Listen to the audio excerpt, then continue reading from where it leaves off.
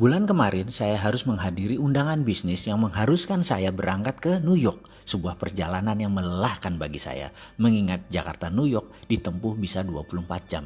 Dan saya malas membayangkan duduk dalam pesawat selama 24 jam tersebut. Gara-gara perjalanan tersebut saya jadi keinget pertemuan terakhir dengan senior saya di kampus dulu yang bekerja di New York University sebelum pindah ke Yale University di tahun 2003, yaitu Profesor John Barr, di mana saya waktu itu diundang sebagai salah satu responden salah satu riset yang dia lakukan. Sebagai seorang guru besar psikologi, di sana John dikenal dengan sebuah eksperimen yang bernama Barr-Holloway Teori. Karyanya demikian terkenal dan saya sangat bangga menjadi juniornya yang dipercaya untuk ikut di salah satu riset tersebut. Karyanya itu juga ditulis oleh Malcolm Gladwell dalam buku Blink sehingga menjadi terkenal ke seluruh dunia. Risetnya ini sederhana, yaitu menguji kekuatan kata-kata yang berefek pada tubuh manusia. Dalam riset Barr, dia bereksperimen terhadap 40 mahasiswa yang telah bersedia melakukan hal yang diperintahkannya untuk mengulang dan berkata-kata pada diri sendiri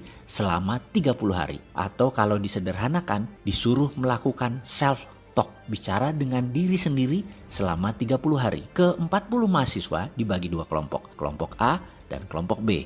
Kelompok A adalah kelompok yang selama 30 hari selalu bangun dan aktif setiap saat harus berkata pada diri sendiri hal-hal yang baik, yang positif, yang menyenangkan. Misalnya, hidup ini indah, hidup ini enak, cuaca menyenangkan, rezeki lancar, selalu sehat, Tuhan baik, pemerintah benar, kerja gampang, sehat, lucu, asik, apapun kata-katanya yang berkonotasi fun, positif, diucapkan berulang-ulang dalam hati selama 30 hari selama sadar. Kelompok B setiap hari mengatakan hal-hal yang negatif, yang sulit, yang tidak menyenangkan. Misalnya, Tuhan jahat, memang nasib susah, kerjaan sulit, zaman gila, pemerintah korup, bangsa bejat, sialan, brengsek, cari kerja susah, jalan macet, sampah di mana-mana, pemimpin tolol, malas, semua hal yang memberi kesan marah, bete, galau, semua dikatakan berulang-ulang selama 30 hari selama sadar, kecuali tidur. Di hari ke-30, mereka diperintahkan untuk datang ke kampus antara jam 10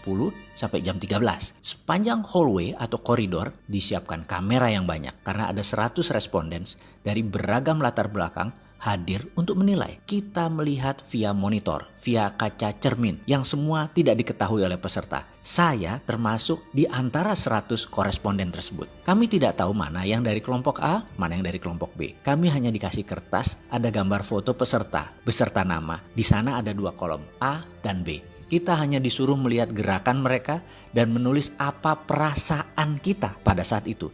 Kira-kira mereka dari kelompok A dicontreng A. Kalau dari kelompok B, ya B. Sangat sederhana kan? Selama 3 jam, kami berseratus menilai setiap mahasiswa yang jalan melalui koridor panjang tersebut. Setelah selesai, kertas direview dikumpulkan dan kami lunch. Selesai lunch, 100 jawaban kami disorotkan ke layar LCD proyektor. Apa yang terjadi? Kami berseratus tepat menebak 40 peserta tersebut mana yang A dan B dengan ketepatan 95%. Kami semua kaget. Namun kalau dipikir-pikir, ekspresi atau aura atau citra diri mereka demikian jelas terbaca, cetok. Kekumuhan pancaran wajah peserta demikian jelas tergambar. Padahal ia pada saat itu menggunakan 3-piece suit yang rapih, jas 3 lapis, sangat perlente. Kesuraman terpancar walaupun dia pakaian rapih. Dan dia dari kelompok B. Di sisi lain, pancaran gloomy atau berkilau wajahnya berbinar dari salah seorang peserta walau dia hanya mengenakan jeans dan kaos oblong.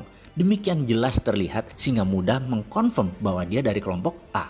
Melihat ketepatan tersebut, banyak responden bertanya apa yang terjadi. Termasuk saya sangat antusias. John menjelaskan dengan sederhana. Katanya demikian, manusia itu memiliki 1 triliun sel. Setiap hari mati kira-kira 30 miliar sel. Sehingga di hari ke-30 manusia itu berbeda dengan sel 30 hari yang lalu. Note, catatan aslinya sel itu adalah billion nano jumlahnya. Kita lanjut lagi. Dalam 30 hari, sel yang mati tersebut diganti atau tumbuh sel baru. Pada saat sel baru itu bertumbuh, sel tersebut netral sifatnya. Kita manusia bisa menulis apapun di sel ini dengan pikiran dan kata-kata. Maka kalau dalam 30 hari kita mengatakan hal-hal negatif berulang-ulang tanpa jeda, membuat tubuh kita, sel baru kita bereaksi sesuai apa database yang dituliskan, sehingga orang tersebut kumuh, butek, suram, tidak menyenangkan, dan lain sebagainya. Di sisi lain, kalau selama 30 hari ditulis database positif, hasilnya ya positif, wajahnya berbinar, kulitnya terang, ceria, auranya menyenangkan, kita menjadi ingin dekat dengan orang tersebut.